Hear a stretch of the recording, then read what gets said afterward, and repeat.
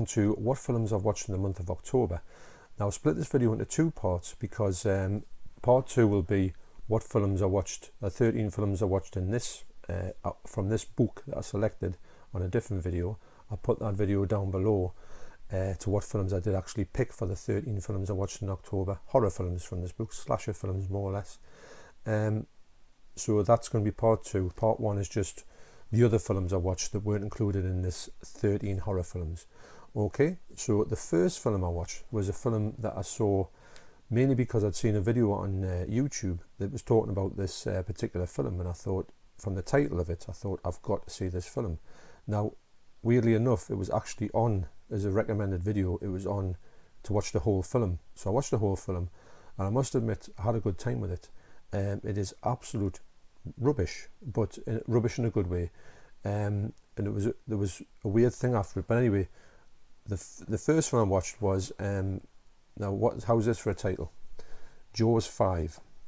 Now it's really called Cruel Jaws, and it's from 1987, and it's kind of, well, it is a Jaws rip-off, but it doesn't bear any sort of resemblance to Jaws. If you know, it's not as if it's like a word for word Jaws film. It's just stealing the title, but the fact it said Jaws 5, which I can't believe that anybody had the audacity to steal that and get away with it. Obviously, it had an Italian influence, so they just, you know, think anything's fair game. But I watched it and I did quite enjoy it. But directly after that, it led me on to another film called The Last Shark from 1981. Now, the reason why I'm showing these two together is because when I started watching The Last Shark, which stars James Franciscus and Vic Morrow, so I thought, well, this should be good. I have heard of this title before. I hadn't heard of Jaws 5 until I saw that video. So I thought, right, I'll give this a shot.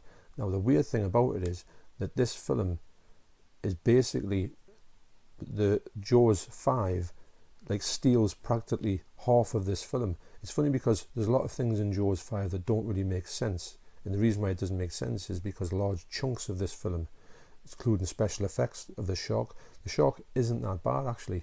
It's quite a good shark considering the budget it was probably made on.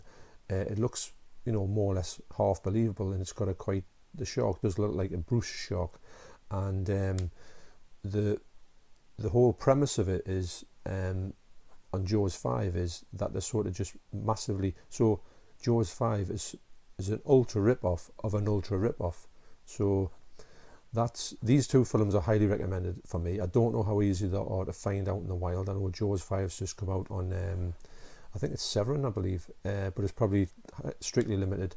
And The Last Shark, I don't know where that is at the moment in the world, but if I could, I would buy these two films. But then again, would I buy them both? Because basically, if you get The Last Shark, you're getting the best parts of Jaws 5 and vice versa. No, I think Jaws 5 is more schlocky than the acting is terrible as well. But anyways, a good sort of, excuse me, basically you can get them both on free for YouTube, so check them out. You'll have a good time with them. They are real stupid films, but enjoyable. The Last Shark probably a little bit more than that. So the next film I watched, just check my list here. Yep. The next film I watched was the sequel to Happy Death Day, and it's obviously called Happy Death Day to You. And I was speaking to Keith from Euphoria Pictures, who said it might be a little bit of a daft take on this. The first one's more like a horror film. This one's a bit more, you know, it's different.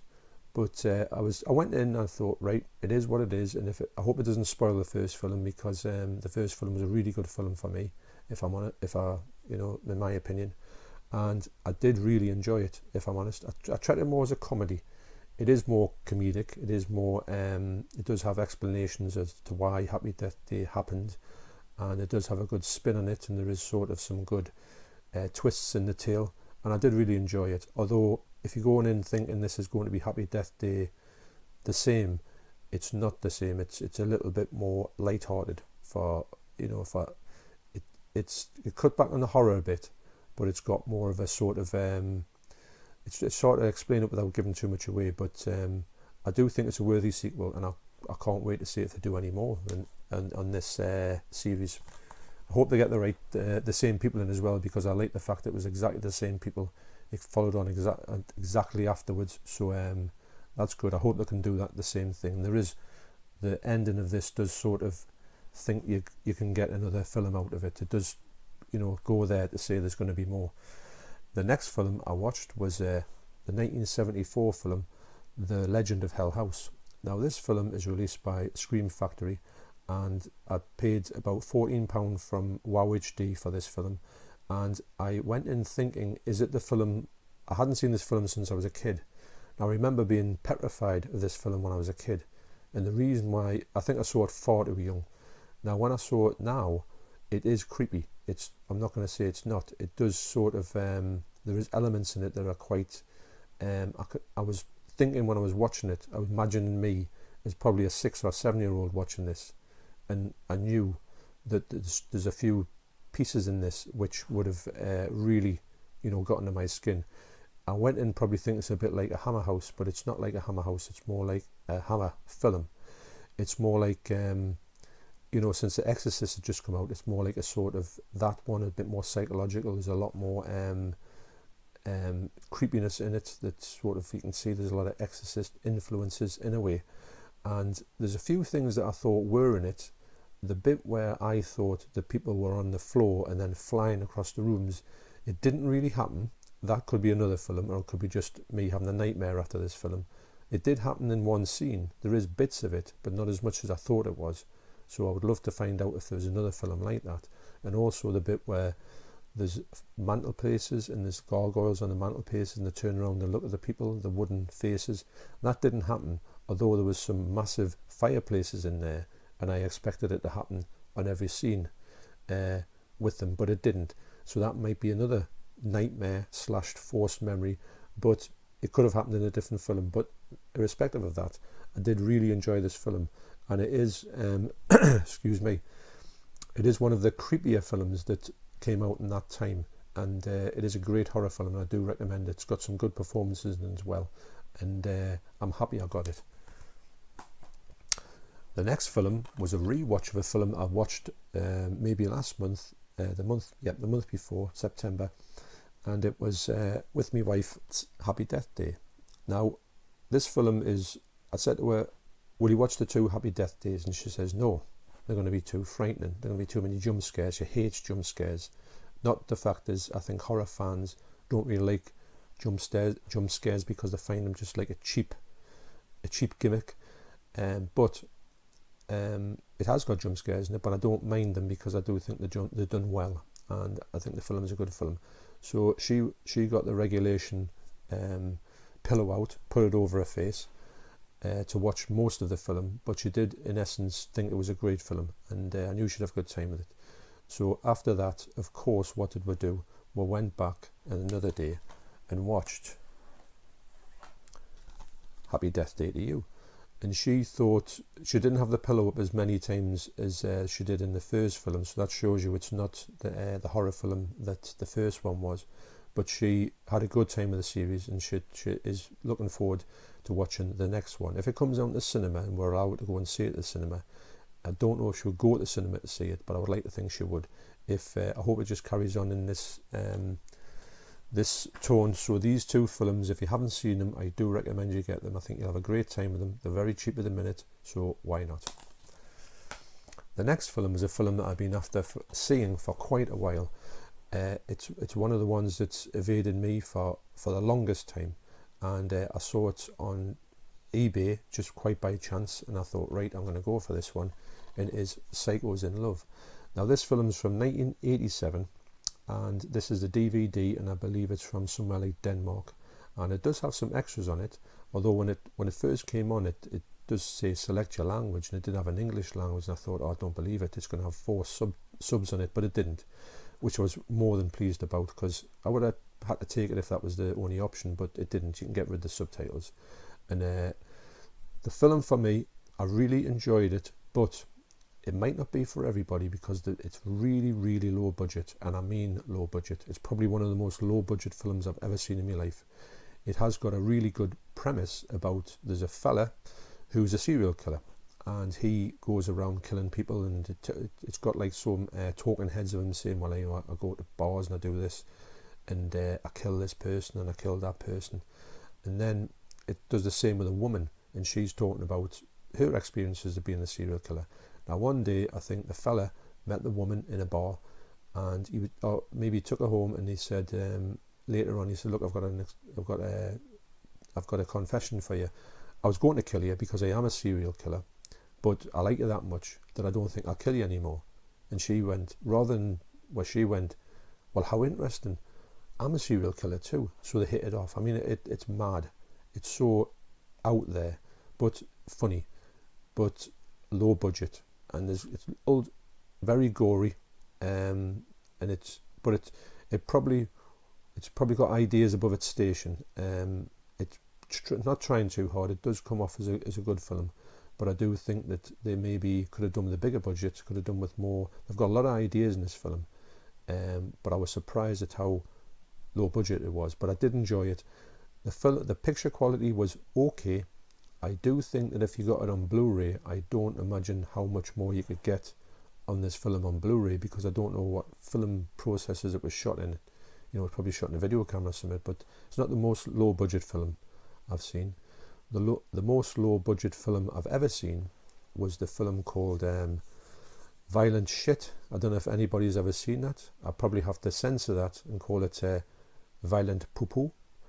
And that one just looked like it was filmed literally on somebody's camcorder, and it's really sick and violent, but it's not watchable really. But the part 2 was really good on that series. But anyway, that's getting off the thing. Psychos in Love, I do recommend it. It is a good film. I know there's a lot of people want to see this film. I don't know why it's a 15. That's mad, that. I don't think it would ever be a 15 in this country. I would love to see it get released. I do think it could get released. I don't know why it hasn't been released properly, but it just seems to be flying massively under the radar. You know, it's very one of these ones that doesn't get released or anything done with it at all. But anyway, this one here, £8, eBay.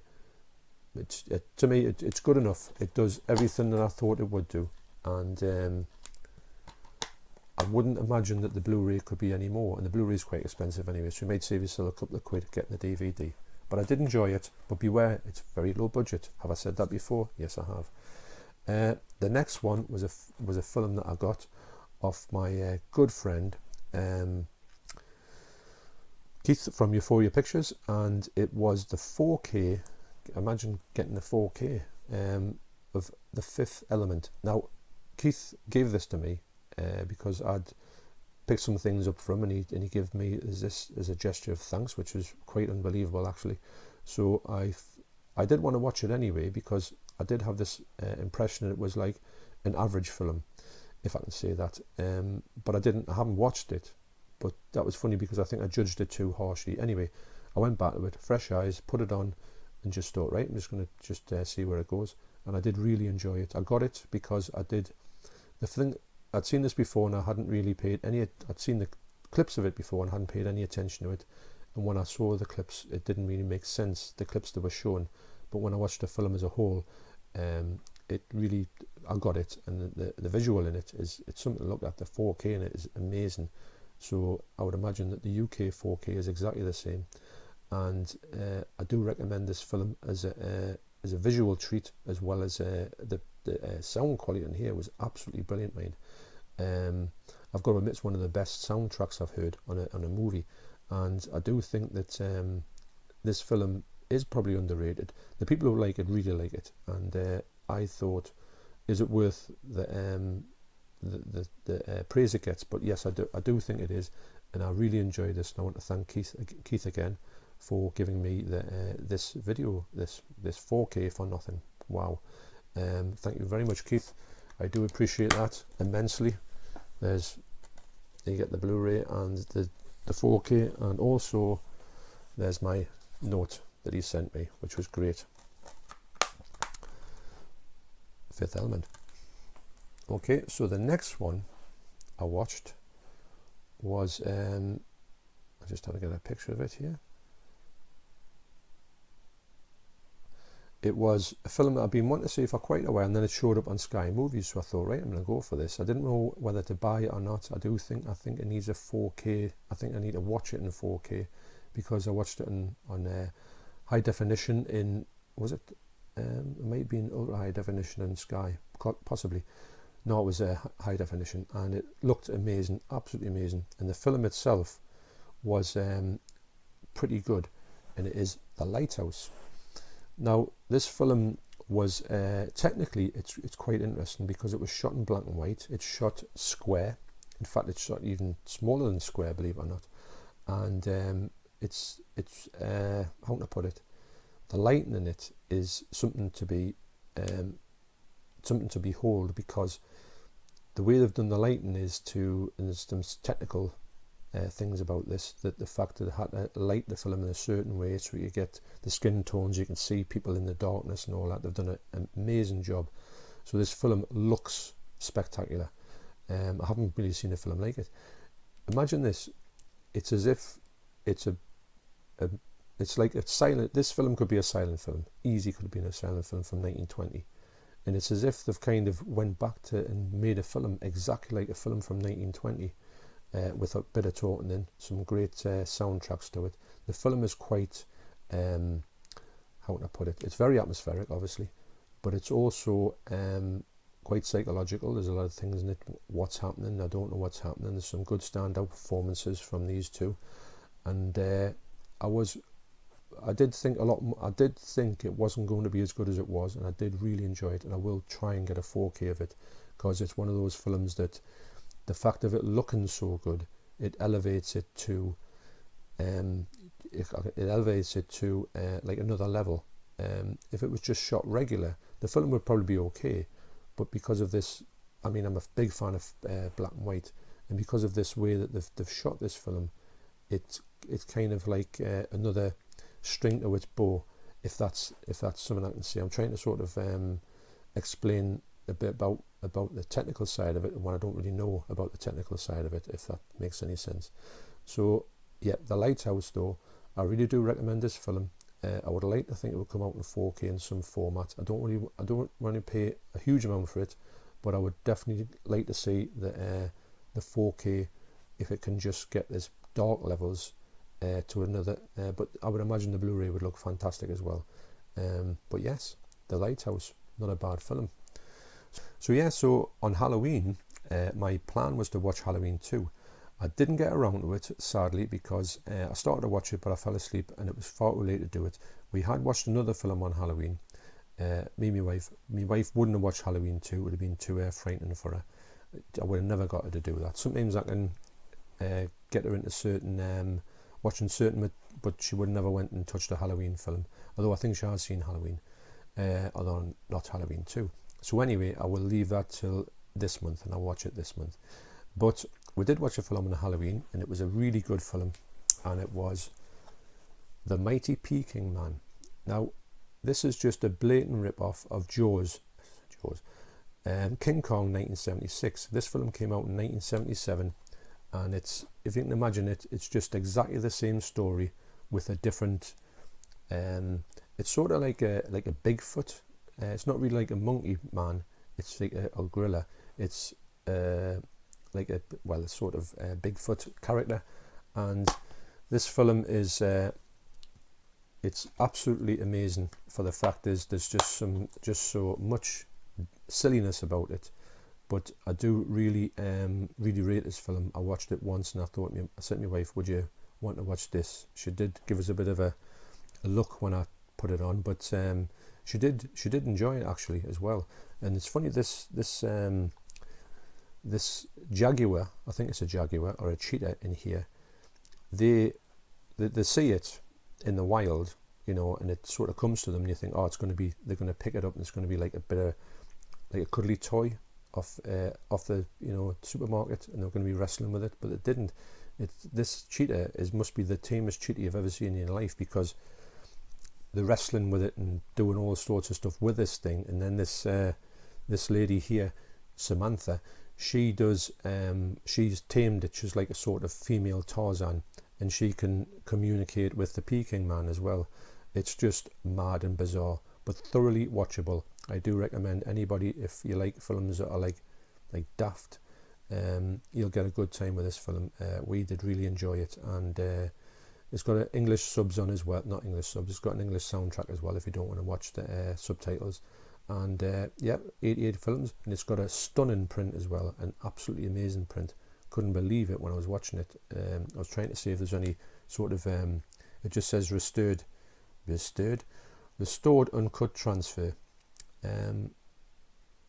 235:1. Now, for me, it's one of them films that it shouldn't look as good, but it does. They've done a really good job on this, so I do urge you to watch this if you can get it. It's quite cheap at the minute, and you'll have a right laugh with it. We did. Okay, so that's the films I've watched in the month of October. So the normal films. Oh, so anyway, what's my film of the month? The film of the month I'm going to recommend to you, the film I had the best time with, was Jabberwocky.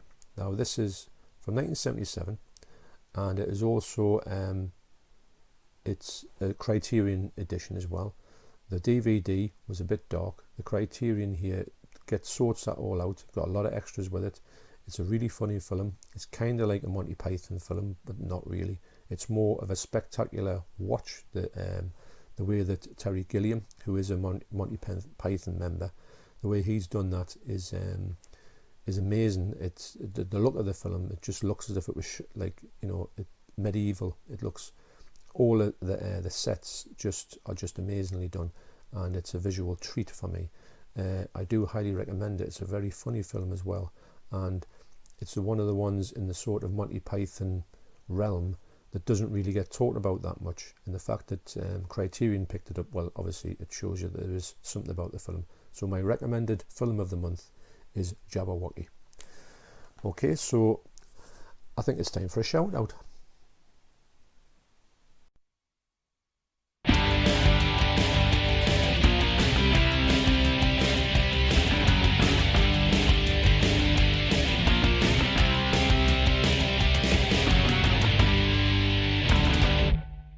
So the two shout outs I'd like to give today are one shout out that I should have put in my last video, my 300 subs video.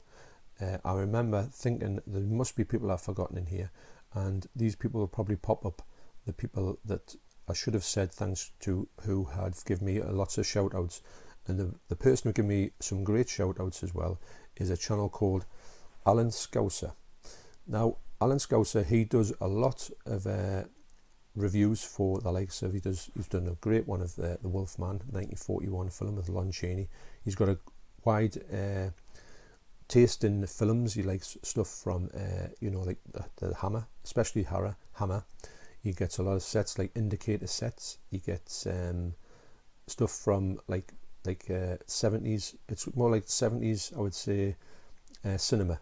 And he's a Scouser, and he's got a good delivery, and he's very informative, and also he's given me some great shout outs. So I do think that Alan's one of the people I can put in the mix to say they helped me to get to the 300 without a shadow of a doubt.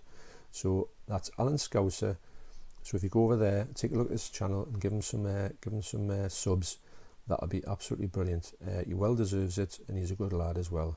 He always comments on my videos, and I always comment on him when I can get the time to watch his videos, because especially in October, it's been a hard month to do that, but I do always like bumping into his videos for sure. So that's Alan Scouser. Have a look. The next one I want to say a shout out to is a channel that I've seen only recently, and I had a really good time with the stuff that I've seen on there. And this fella here, his channel is called Canadian Crypt. Now these are the ones that come up on my recommended videos. So you watch it and you think, wow, that's pretty good, and then you see his subscriber list and you think he should be a lot higher on the subscriber list, and so should Alan. So his stuff here is really quite professionally done, actually. I like his delivery. I like his the movies that he goes for are really up my alley. He does a lot of really good reviews on a lot of horror, slasher, and that type of things.